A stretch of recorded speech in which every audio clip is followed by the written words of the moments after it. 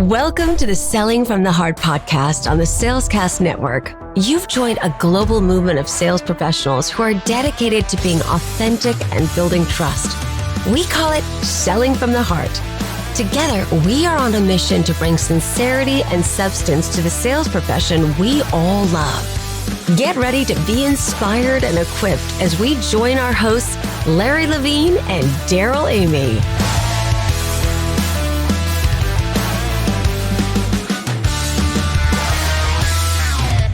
Hey there, everyone. This is Larry. I want to take a moment to express my heartfelt gratitude for the incredible support you've shown since Selling in a Post-Trust World book launched earlier in August. Thanks to you, Selling in a Post-Trust World is making waves and helping sales professionals everywhere build authentic relationships. If you haven't grabbed your copy yet, head over to barnesandnoble.com and order yours today. And here's a special thank you. When you leave a review of the book, we'll give you instant access to our exclusive Selling in a Post-Trust World private podcast. This 12-episode series dives deeper into each chapter, offering actionable insights to elevate your sales game. Don't miss out. Order your copy, leave a review, and unlock exclusive content designed to help you sell from the heart.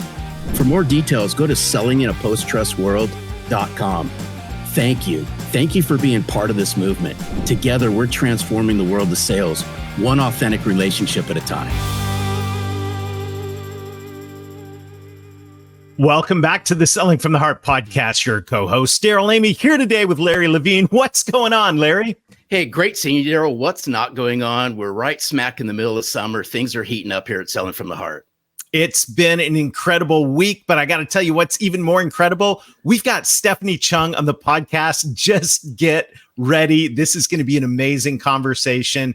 But Larry, first, what an amazing week. It's out to the whole world. Selling in a Post-Trust World is here. It's on virtual bookshelves near you, wherever you want to go. Thanks to our friends at Barnes & Noble. Thanks to all of our friends who are out there not pre-ordering, but you can get this now. And I'm so excited about Selling in a Post-Trust World, Larry. What a gift to the sales world this is. Oh, I'm super grateful to everyone. This has been a blessing. This has been a true work in the making, so to speak. Is Selling from the Heart put us on the map, got this movement rolling. Selling in a Post-Trust World's taken this to a new level. Authenticity and trust is what we need in the sales profession now more than ever.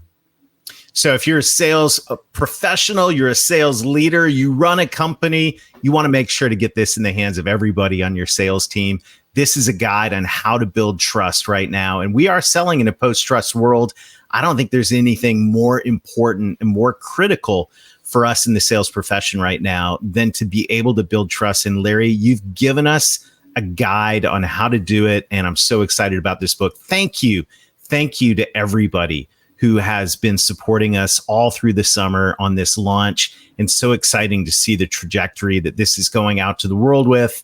Once again, Larry, thanks to you for putting this book together. What an incredible gift and tool and guide for all of us in the sales profession. No, hey, just really quick, and I can't wait to bring Stephanie onto the podcast, but I have to give a special shout out to somebody because I just received one of the most heartfelt notes ever. Mike Enright Jr., I really appreciate you. I know we're connected on LinkedIn. We haven't met. One of these days we will meet face to face, but you sent me one of the most heartfelt handwritten messages that I've ever received. I just wanted to say thank you. You made my day. You touched my heart, Mike. I'm a true fan of what you're doing. Thank you.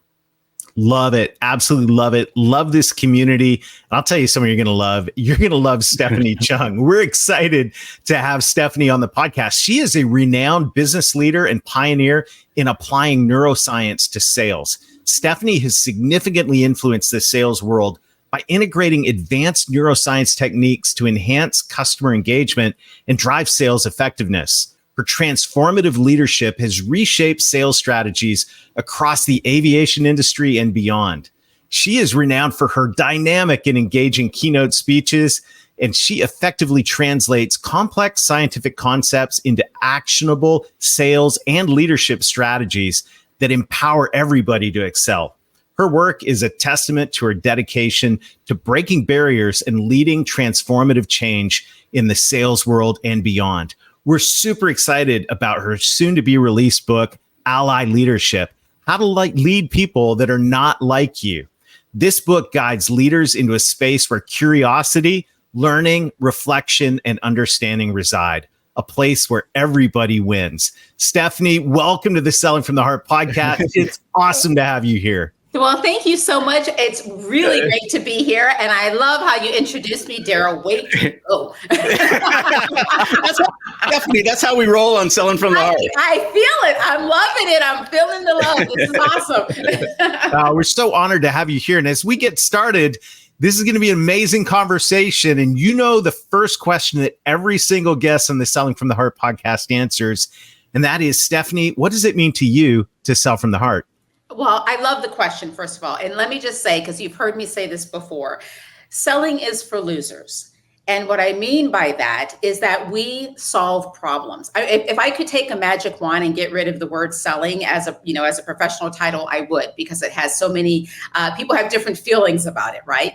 Personally, I think it's a very noble profession. I think that we make a lot of money. And the reason why, and this is what selling from the heart means for me, is because we help really important people solve really important issues. That's our job. So when we go into it with an attitude of, I'm just here to serve you and to help you figure out how to solve this problem to make your life, your job easier, that's my whole job. And once I come in with that attitude, then the sale's going to happen when it's supposed to happen, right? But my job as the expert in the space is truly to sit and listen and learn about what their biggest problems are, and then help guide them as to how to solve it. That may be with my product or service. That may not be with my product or service. I may have to redirect them someplace else, but I'm the expert in my space. So I should know not just my product and service, I should know everybody's product and service. And then really be able to serve the prospect and or client correctly to point them in the right direction, because my job is to solve the problem, not to necessarily sell them something. So that's how I sell from the heart. Oh, hey, Stephanie, this is really good. And as I'm sitting here listening to what you're saying, is I just recently finished Dr. Henry Cloud's book titled Integrity. Nice. And great book. And I specifically know this because it stuck out. And when you just said problems, I just clicked into overdrive. Chapter 10 in Integrity is called Eating Problems for Breakfast. Ooh, I like that. Dr. Henry's awesome. I know. Oh my gosh. I'm a big, massive fan. But there's a line in the book that he uses which parallels exactly what you just said. He said, no problems, no profit. Yes. Now, if we think about that in a sales-centric term, if we can uncover problems or business problems, that's not a pathway to uncovering profitability for us and our company. I love that. And you know what's really interesting, Larry, taking that even one step further is, it's all about how we approach it, right? So that's exactly what Dr. Henry Cloud is saying, which is what you're saying as well, is, and I believe as salespeople, we have to know how to take the question or take the conversation from a surface level and really dig deeper and deeper and deeper so we can truly understand what the problem is. Because sometimes, I think we all know this, sometimes the client or the prospect doesn't know exactly what the problem is, right? They think they know, or they are telling us stuff that is, at the surface. But when we start to dig deeper and deeper, we realize like, oh, that's not really the problem. It's this over here. And so then we can have a much more, elevated conversation. So I love that. And Henry's fantastic. He and I have shared the stage a few times, so I'm a big fan as well. Amazing. So fun. Well, first of all, I got to say, this is such a cool place to be because I get to be in the studio with two authors that actually released a book this past week. So everyone, I think, already knows about Larry's book. Yay, us, Larry. Yeah, there we go, Stephanie. Hey, Stephanie, congratulations on the publication of your very first book, Ally Leadership, How to Lead People That Are Not Like You. I have a sneaking suspicion this is going to be a huge helpful resource to the leaders in our audience. And by the way, we have sales leaders in our audience, and we have sales professionals. And I believe every sales professional is a leader because leaders affect change. Sales professionals affect change. Therefore, sales professionals are leaders. So tell us about this book. We're so so excited about this. Well, thank you. Thank you so much. And I'm excited to tell you about the book. So this is, as I was sharing with Larry, it has been a labor of love. Like, I really am very excited about this because ally leadership, how to lead people who are not like you, the purpose of the book and the reality of what's going on in business, right? For every leader, and I agree with you, salespeople are, leadership just influence, right? So salespeople are very much influential. But at the end of the day, here's what's going on in our world. So we've got 5 generations working currently. So if you're leading a team, that is unheard of. We've never had 5 generations working, and then soon to be 6 because the alphas will come into the workforce next year. And so we've got people right now currently working from 16 to 75. So there's a whole lot, what a Zoomer wants and what a Boomer wants are completely different. And with the millennials and the Gen Z and soon alphas, they will be the largest part of the workforce. And so, but most of the leaders tend to be more in the Boomer range, et cetera. So there's just a lot of dynamics going on intergenerationally. So that's issue number 1. Issue number 2, women are now the majority of the world's population. That's the first time in history as well. So that changes the dynamics. And then, of course, the third piece of this equation is you look at the demographics from a ethnic perspective, and the Black race, Hispanic race, and Asian race are all growing. The white race is shrinking. So that changes the dynamic. So at the end of the day, I haven't even gotten into neurodiversity or LGBTQ plus or, anything like that. When you look at everybody that's out in the workforce, every single person, every leader will lead somebody who is not like them. And so how do you do it? And so I come from an industry where it is, primarily men. I come from a male-dominated industry, and yet I've reached the highest level. So my book is really a heartfelt, instruction guide of here's how you do it. This is how I did it, leading, an all-male team, specifically an all-male white team, right? So they were very much not like me. And so every part of my career has really been about how do I, get the best out of this person, how do I get the best out of the team, and how do I give my best when we all have what looks like nothing in common. And yet we can still win together. So that's really what the book's about. And I'm really excited about it because I think our world is global. We're all attached, and, we were built for human connection. And so this is my way of just telling people, no matter who you are, you will lead somebody who's not like you. As salespeople, we know we will sell to people who are not like us. And so how do you do it, and how do you do it effectively? Oh, this is so good. And I wish you all the best with your book. It's so good. And when we start thinking about, and I want us to together, let's think about this. And Stephanie, I feel confident you'll probably peel this back even more. Where does somebody even start when they think about leading somebody not like them? What are a couple key things that somebody should focus in on when you just look at this going, I got to lead people who are not like me to do things that I would like them to do? Absolutely. So it's the reason why I call it ally leadership is ally, the acronym, it stands for ask, listen, learn, and then you take action. So that's what ally stands for. And that's the most important part, is because we're all so different, and yet we're all so very much alike. Right. But what happens is we have to, it's about taking the conversation and elevating it. So we've really got to start with the basics. I need to ask, I need to listen, I need to, learn as much as possible about what makes you tick, what's important to you. And we as salespeople do this. Well, we should be doing this anyway as sales professionals, right? I have to understand what it is that you really need and what your issues are so that I can better serve. Same is true for leadership. But what the difference is that now you also have to take action. And so one of the things that I always tell folks is when you think of the word ally, specifically since we're talking about ally leadership, it's not a title you can bestow on yourself any more than I can say I'm a nice person. Like that's not a title I can give myself, right? Somebody else can give it to me, but I can't give it to myself. And so that's how I want leaders to think of it as well, is you can't say you're an ally. Your team can say you're an ally leader, right? And so, but you can't bestow it on yourself. It's not a trophy participation prize, right? So how you actually earn it is that you establish the environment where everybody can win, right? Where everybody feels seen, appreciated, and psychologically safe. That's really important. Then you assure the alignment. So everybody has to know what exactly we're doing. What business are we in? What is it that what I do actually contributes to the business? And then you have to also rally the troops. That's where the art comes in. So rally the troops behind a common cause. You can get people to pretty much do anything if they all are in one accord and they know what it is that they're trying to get accomplished. And then the N is, I come from aviation, so it's all about how do you navigate the narrows, right?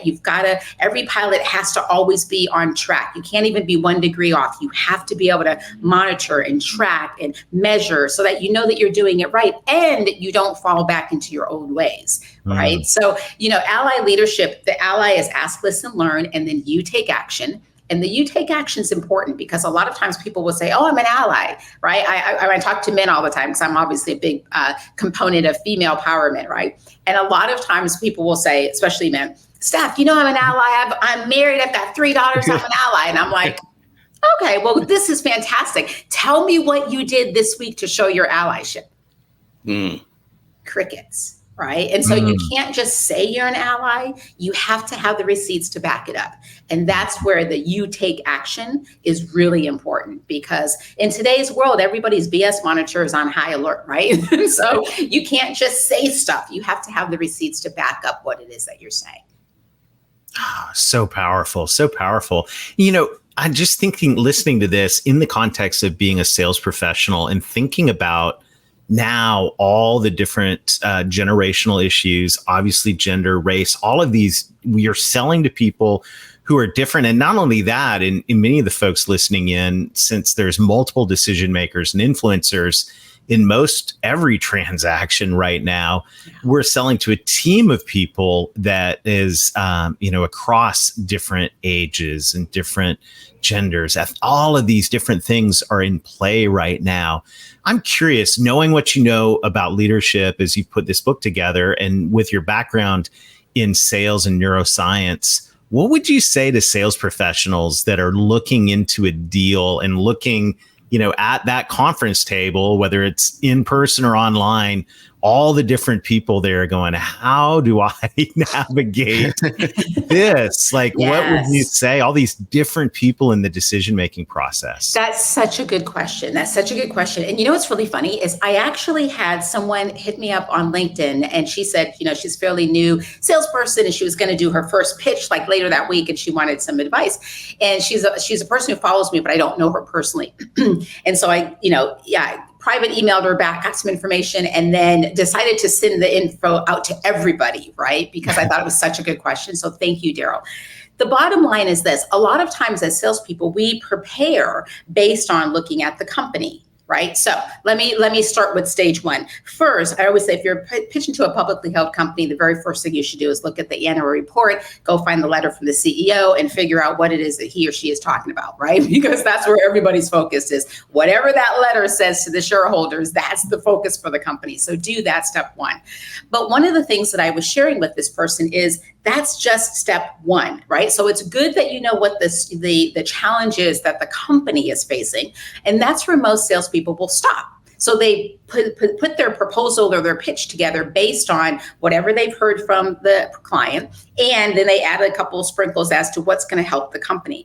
Where they sometimes fall short is doing that same due diligence to everybody that's actually going to be sitting in the room. What's their communication style? What is it that they do? What are they going to care about?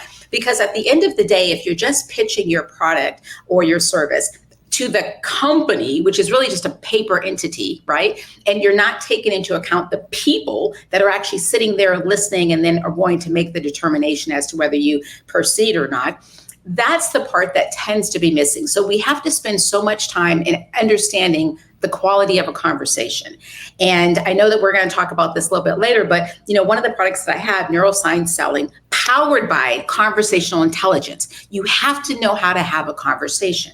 And the conversation isn't just me talking and you listening, right? A lot of times people think a conversation is linear, and it's not. It's actually incredibly complex from a brain perspective. So you have to go in and know these different types of tools, if you will. And I say that because I always am a big fan of, listen, once upon a time, sales was actually very dumbed down. And I hate that. And I resent it, actually. I think salespeople, we are incredibly intelligent. It's a noble profession. Yeah, we've had a few bad seeds that killed the whole thing for all of us, right? People think of sales. But for the most part, all of us are incredibly intelligent, and our whole job is to solve problems. Why that's important is that when you're having a conversation, you have to understand conversational intelligence. Mm-hmm. And conversational intelligence is really all about how well can I prime my listener's brain for trust, partnership, and mutual success. That's conversational intelligence, right? We both have to win in this equation. And so when you think about pitching or presenting to a client or a prospect, you have to know how to have a conversation. And a conversation isn't, I'm just going to rattle off a bunch of features and benefits to you and hope something sticks.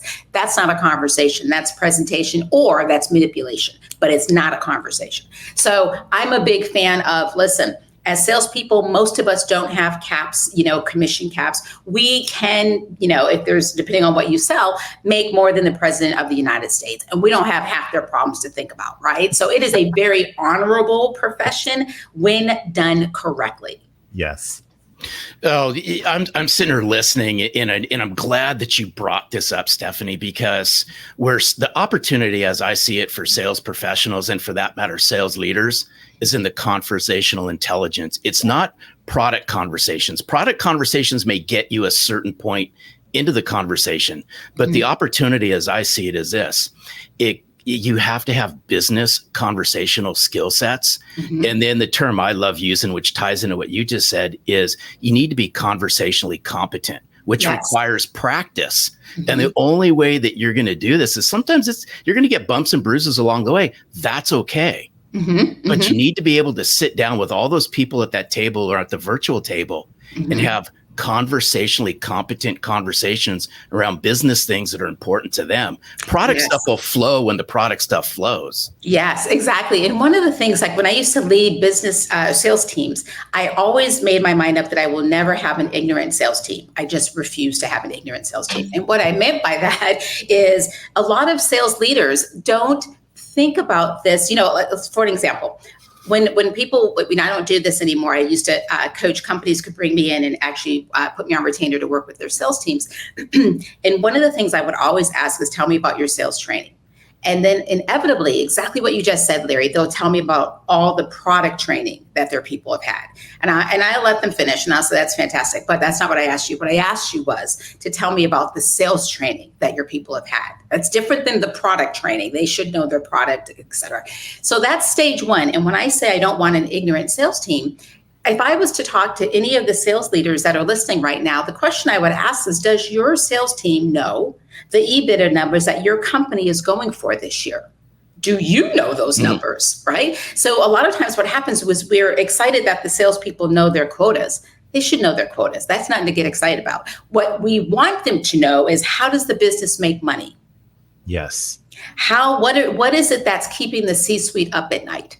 Where is our profit margin? What's our most profitable product? I mean, we're the salespeople, right? We're selling this stuff. So we have to know a lot more about the business, because that then lends itself to exactly what you just said, Larry. It allows our people to sit down with the prospect or the client and have an intelligent business conversation. That's the differentiator. Right? The product or service. I mean, listen, everybody's product or service for the most part is similar, right? There may be a couple of tweaks here and there, but at the end of the day, the differentiator is the salesperson and the quality of the conversation that salesperson has with the prospect or the client. Yes, meaningful business conversation. Cheering you on. So good. And that insight around making sure it all starts with knowing your own company before you go out and talk about other people's. In the time remaining, I want to dig into the neuroscience here, because I'm fascinated. By the way, just a little sneak peek. Stephanie's got a course on all of this, which is super, super amazing. But talk about neuroscience and what's going on in the brain when we're building trust and what's going on in our brains when we're not building trust? Well, that's such a good question. So I created this product a few years back with my mentor. She's since unfortunately passed away, but she was the author of Conversational Intelligence. And so she was the science behind it, and I was the science behind it. And so I'm really, really proud of the work because it's amazing, and it's very different for salespeople than what we're traditionally taught, as we were all coming up through the ranks. So when you think about trust, right? Trust and distrust, though the words sound very similar, they're actually formed in two completely different parts of the brain. And so trust is formed in the prefrontal cortex that, a lot of people call that the executive brain because it's the newest part of our brain. That's where we house collaboration, teamwork, communication skills, strategic thinking, that kind of stuff. Now, when trust is being formed, the brain starts to produce some different chemicals. And this lends itself to conversational intelligence. So lots of chemicals, I would say there's chemical cocktails going on during a conversation. But the two that I want to focus in on is dopamine, right, which is the feel-good chemical, and oxytocin, which is a social bonding chemical, right? I'm part of your tribe, you're part of mine. Now, let's flip for a second, because when distrust is being formed, that's also producing some chemicals in our body, right? And so distrust is formed in the oldest part of our brain. And some people call it the reptilian brain, but that's where our fight and flight resides. And so when the brain is even looking at someone, right? Doesn't even have to have a conversation. The brain is going to automatically, because our brain's designed to keep us to survive, it's going to automatically put people in an in-group or an out-group. Right? And so in-group, you're like me, out-group, you're not like me. There's nothing we can do about it. That is an instinct that our brain has. We can't override it. But what we can do is feed it different information. So it's not so quick to put people in our out group. You're not like me. I'm just disregard you, right? So there's a lot of technique that you use in order to override the brain, to get the brain to open up. And your goal is to expand your in-group because that's where you feel most comfortable. That's where you're going to give favor, et cetera, et cetera. So when we think about trust and distrust, the body is producing a lot of different chemicals. And I made a comment earlier saying that a lot of people think a conversation is just linear, right? Like I ask you a question, Darrell, you answer it. You ask me a question, I answer it. That's actually not necessarily what's going on in the brain. It's incredibly complex what's happening in the brain during a conversation. During a conversation, the brain's trying to assess, one, do I trust you, right? In group, out group. Mm-hmm. Two, what did you say? What did I hear? And what was the intention behind what you just said? Because it's scanning the body language real quick because, again, its whole job is to keep us safe. So do I trust you? What did you say? What did I hear? And what was your intention? Now think about that. That's deep, right? None of us think of that, all that's going on. And on top of it, chemicals are being produced. So I'm either feeling good about the conversation or I'm not, right? And so that's why it's really important for salespeople, to really look at our profession and elevate their game. Because at the end of the day, we are conversationalists.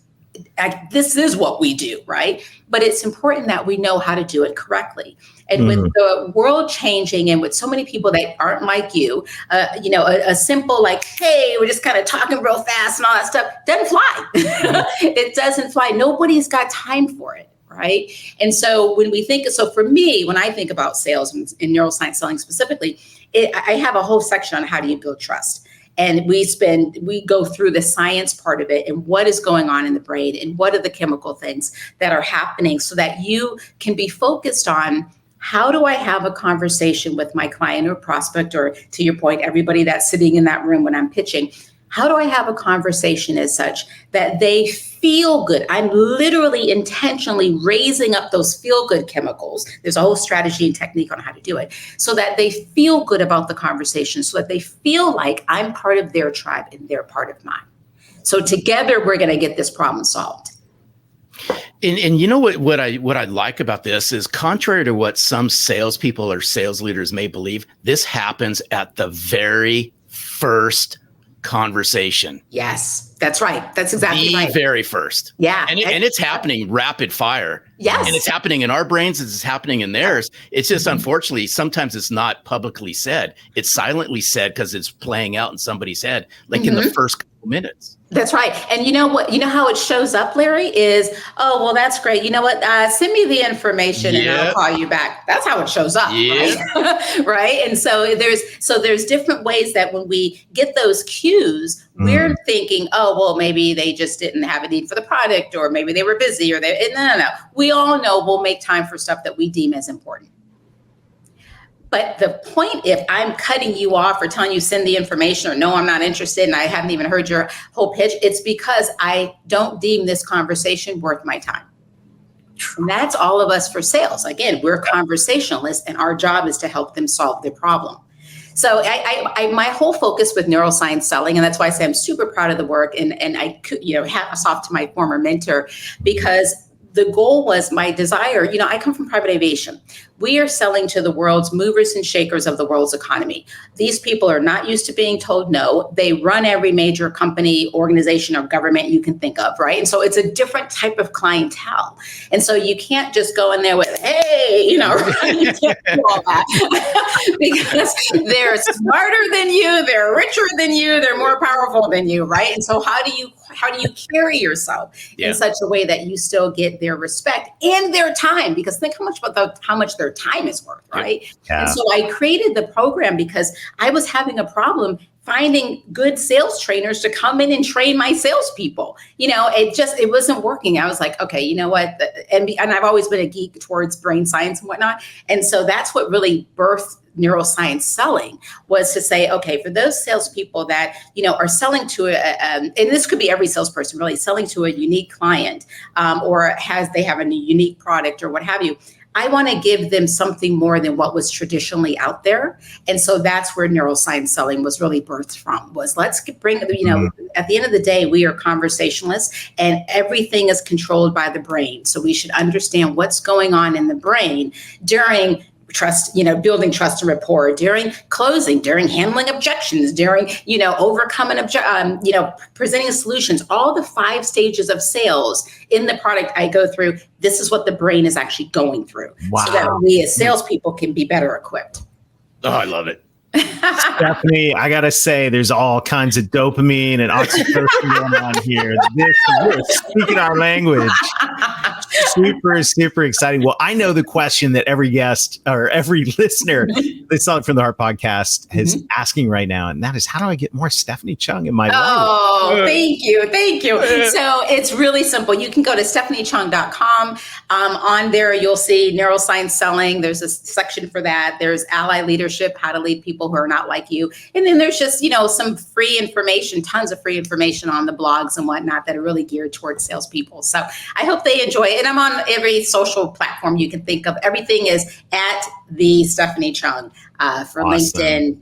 LinkedIn, Instagram, and TikTok. So fantastic. Oh, so good. Stephanie, what a pleasure. Thanks for all that you're doing. Congratulations once again on the new book. And thank you for sharing your heart with us today. This has been amazing. Thanks so much for having me, guys. Have a good rest of your day. Congratulations, Larry, on your book. Oh, hey, thank you. I'm so grateful to you. Thank you for hanging out with us. Awesome. What an incredible conversation, Larry. So many places to go, but that last segment on what's going on inside someone's mind, chemically, even, are we building trust? Are we doing the opposite? Are the conversations we're leading, are they increasing trust? And there's so many dynamics. There's so much follow up on here. I'm so excited about what Stephanie has introduced here in this episode today. Incredible. Yeah. And I'm glad we had this discussion, because I'm always have been that believer. It's the silent things. So as salespeople or sales leaders, I want us to really key in on this for a moment. It's the silent things. We have to be rapidly cognizant of what is going on in that person's head and play to it. It's the silent things. And I love the conversation, because I've always been a big believer. Trust is built immediately. It doesn't take time.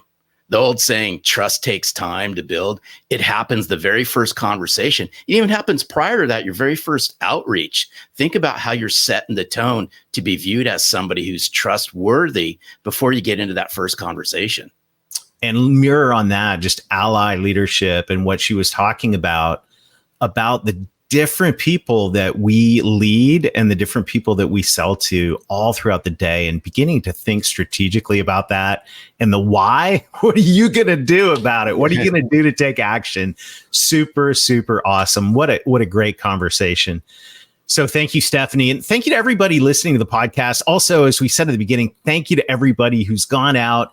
And if you pre-ordered Selling in a Post-Trust World, it's now available online. You can go to barnesandnoble.com and wherever fine books are sold and get your copy. And when you do, even if you pre-order, even if you got one of these advanced readers editions, that's what I'm looking for, Larry. We've got some goodies for you if you'll go out and just pre-order, now order live another copy straight from the retailer. This is helping us spread the word. It's helping us expand our distribution.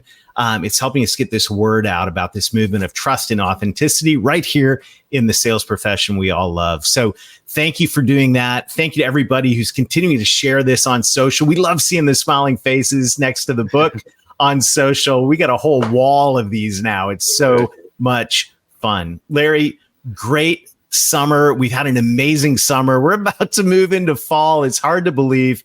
But I got to tell you one thing, we've got some incredible guests coming up on the podcast. No, and thank you to everyone. It's our commitment here at Selling from the Heart. I made the promise at the beginning of the year. We were going to bring fresh voices, new ideas, new insights, people that you may not have heard of before onto the podcast, because together we're building this community. It all started with Selling from the Heart. It's taken a next level with Selling in the Post-Trust World. I'm grateful to everyone. I know Darrell is. Thank you for everyone. We really appreciate you.